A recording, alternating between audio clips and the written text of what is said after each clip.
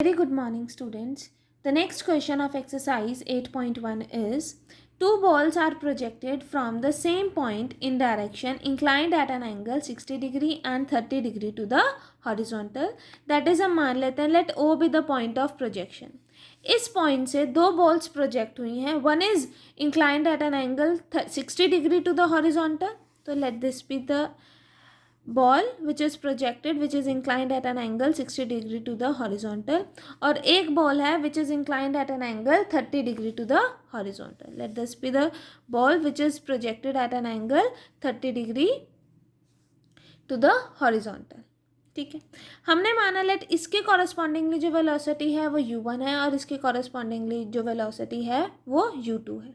ठीक है, तो first part is if they attain the same height. Same height means they attain the greatest height. Same greatest height मतलब हमने माने इसके correspondingly let h1 be the greatest height और इस वाले पॉइंट के correspondingly let h2 be the greatest height. तो first part के according h1 is equals to h2. Greatest height का फॉर्मूला क्या होता है? h is equals to u square sine square alpha by 2g.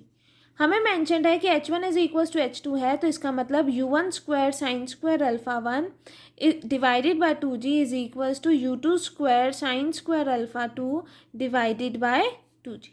ठीक है, तो हमें क्या फाइंड आउट करना है? We are required to find the ratio of their velocity of projection. मतलब हमें u1 रेशो u2 चाहिए, जहाँ पर अल्फा 1 की वैल्यू क्या है 60 डिग्री, अल्फा 2 की वैल्यू क्या है 30 डिग्री. फर्स्ट पार्ट समझ आया. Second part is if they have the same horizontal range. अगर उसके पास सेम हॉरिजॉन्टल रेंज होगी, इसका मतलब r1 is equals to r2 और हॉरिजॉन्टल रेंज का फॉर्मूला क्या होता है? It is u square sine two alpha by g. तो इसका मतलब अगर r1 इक्वल टू r2 है तो इसका मतलब u1 square sine two alpha 1 divided by g is equals to u2 square sine two alpha 2 divided by g. तो what is the ratio of their velocity? मतलब इसमें भी हमें u1 रेशियो u2 निकालना है, जहाँ पर अल्फा 1 की वैल्यू 60 डिग्री होगी और अल्फा 2 की वैल्यू 30 डिग्री होगी. ठीक है students, now let us see the solution.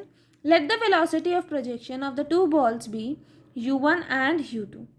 Now the angles of projection for the balls are alpha 1 equals to 60 degree and alpha 2 equal to 30 degree. Since both particles attain the same height and the greatest height is given by u square sin square alpha by 2g, तो इसका मतलब h1 is equals to h2, that is u1 square sin square alpha 1 divided by 2g is equals to u2 square sin square alpha 2 divided by 2g. 2g से 2g cancel out होगा और हमारे पास क्या आ जाएगा? That u1 sine alpha 1 is equals to u2 sine alpha 2. तो that is we have u1 divided by u2 is equals to sine alpha 2 divided by sine alpha 1.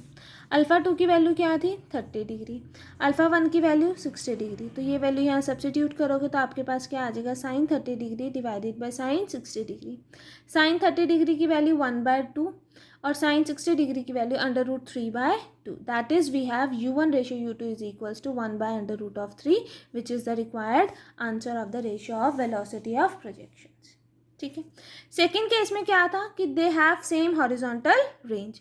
Same horizontal range means r1 equal to r2. r1 equal to r2 means u1 square sine two alpha 1 by g is equals to u2 square sine two alpha 2 by g. G से g cancel out होगा. हमारे पास क्या आएगा? u1 square divided by u2 square is equals to sine two alpha 2 divided by sine two alpha 1.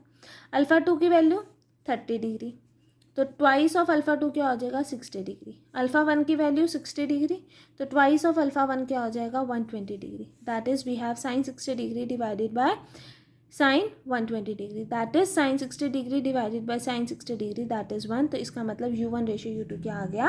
1/1. Is it right student? Next comes question number 3 that from the top of a cliff 29.4 metre high. मतलब ground से जो cliff है that is उसकी top 29.4 metre high है. मतलब height of cliff is 29.4 metre. A stone is thrown so that it starts with a velocity of 49 metre per second. मतलब tops of the cliff से एक stone को throw करा गया है जिसकी वेलोसिटी क्या है? 49 metre per second with the velocity 49 metre per second and it makes an angle 30 degree with the horizontal.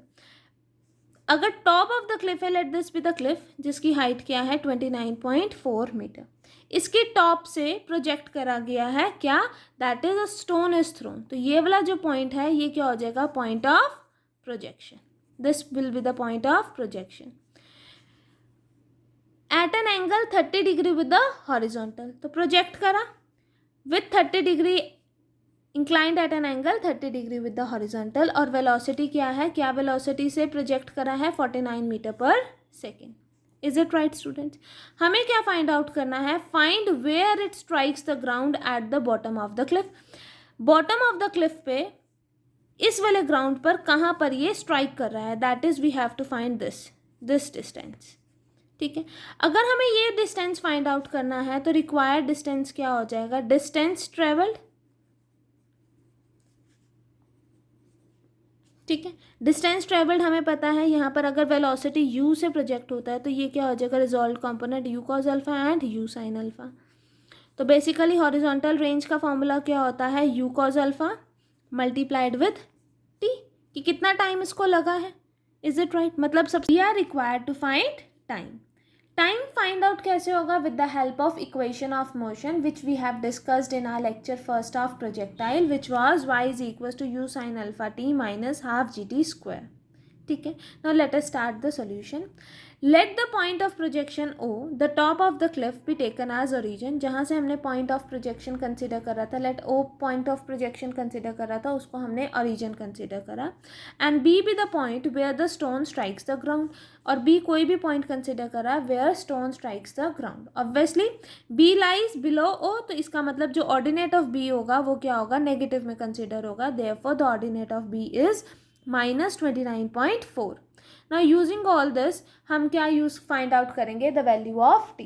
Alpha की वैल्यू क्या है, alpha with the angle of projection वो क्या है हमारे पास 30 डिग्री, u की वैल्यू 49। ठीक है, तो इन सब वैल्यूज़ का यूज़ करके we will find the value of t। तो y is equal to u sin alpha t minus half g t का स्क्वायर, y की value -29.4, u sin alpha u that is 49, alpha की value 30 degree that is sin 30 degree, multiplied with t minus of half, g की value 9.8 t square. On solving we get t square minus 5t minus 6 is equals to 0।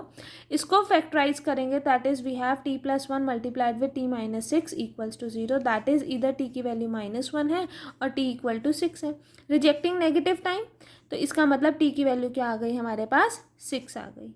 ठीक है, now हमें क्या find out करना है, we have to find where it strikes the ground at the bottom of the cliff, stone कहाँ पर strike कर रहा है ग्राउंड को at the bottom of the cliff, that is we are required to find horizontal distance, horizontal range ये find out करनी है। तो रिक्वायर्ड डिस्टेंस क्या होगा, distance travelled in 6 seconds with horizontal velocity, horizontal velocity क्या है u cos alpha multiplied with time that is 49 cos 30 degree multiplied with 6 that is 49 cos 30 degree is under root of 3/2 multiplied with 6 that is we get 147 √3 metre which is the required answer.